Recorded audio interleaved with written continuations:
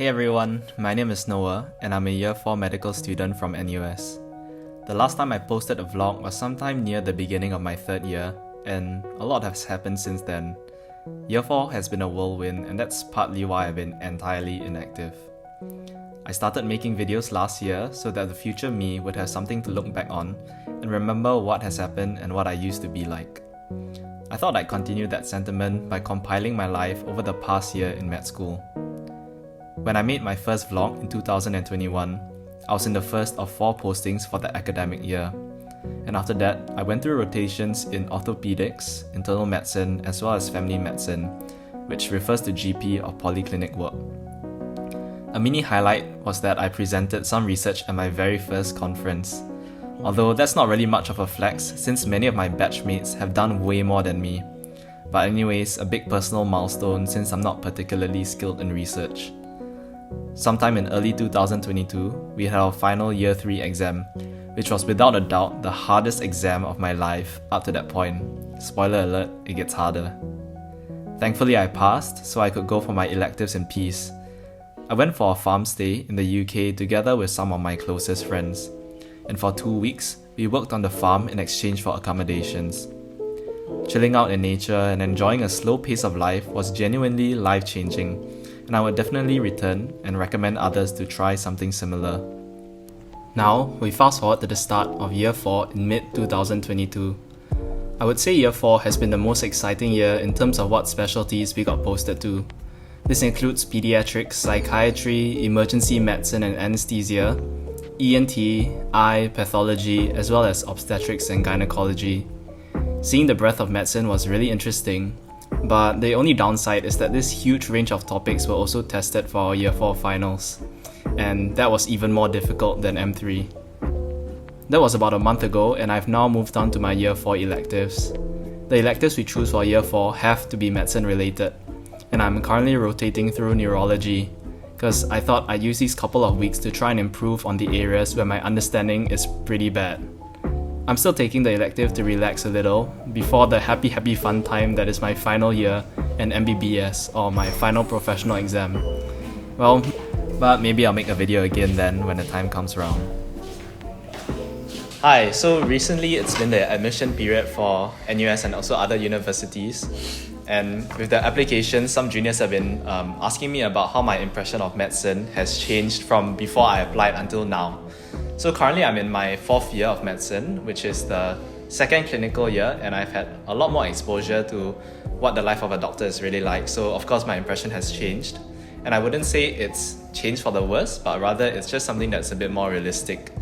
So before I applied, I didn't really have a great idea of what the career really looked like, and I guess my impression of medicine was quite romanticized. So I would glorify the long working hours, and I really believe that, well, if you're really interested in it, then you should have no problem working X number of hours a week.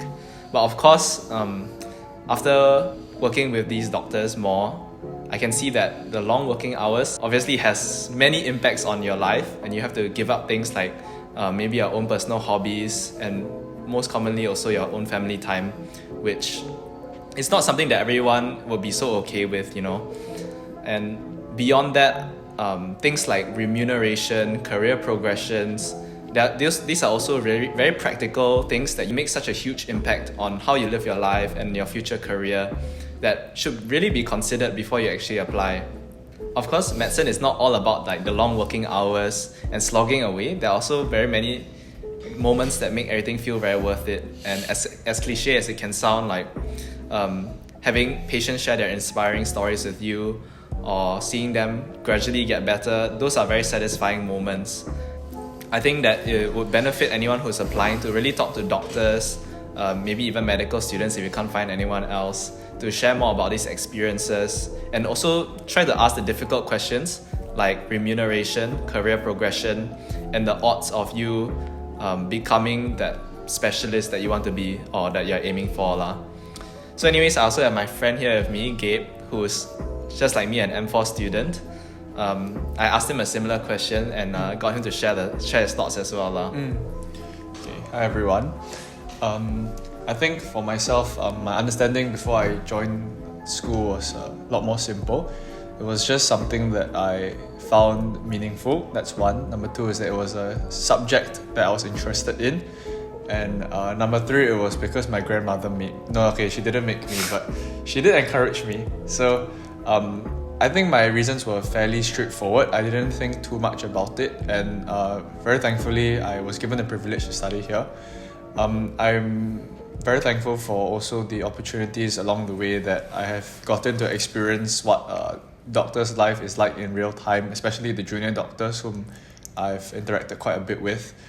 I think there are many things that you have to take into consideration other than what Noah has talked about, and a lot of it is that the job has a lot of administrative factors.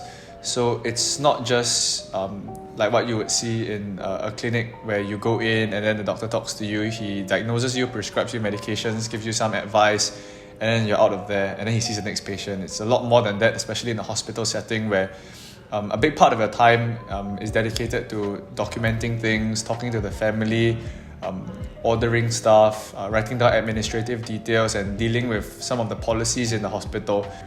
The second thing I realized is that no matter how passionate you are at something, it is ultimately your choice how much time and energy you would like to spend on it.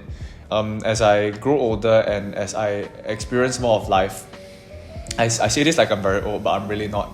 I have started to realize that many other things matter to me. And yes, I still do love studying medicine and being in clinicals, but I think there are other things that I would like to consider before I make these choices down the road that determine the rest of my future. And like what Noah mentioned also, things like your family, your remuneration, how much energy and time you have to spend on other things, just the duration of your working hours, all these will take a toll on you in some way or another. And it's better to be able to see these things a bit earlier before you commit to a decision.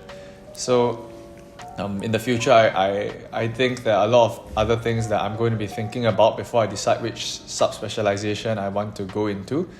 And yeah, I do hope that I will be able to experience much more of life than what is just in medicine. Yeah. So as you can see, there are many different things that should be considered beyond interest when you're applying for medicine. And as people age or progress in their careers, their priorities will also change. And that's why I would encourage anyone who's applying to talk to people at these different stages of their career, be it like medical students like us, where you can comment down below and then I'll answer them if I have time. It could also be doctors on platforms such as forums, maybe like Reddit or something, and as well as open houses which NUS holds every year, or maybe even just talking to friends and family. So with that, I hope that's been helpful, and we'll just leave it at that. Ciao.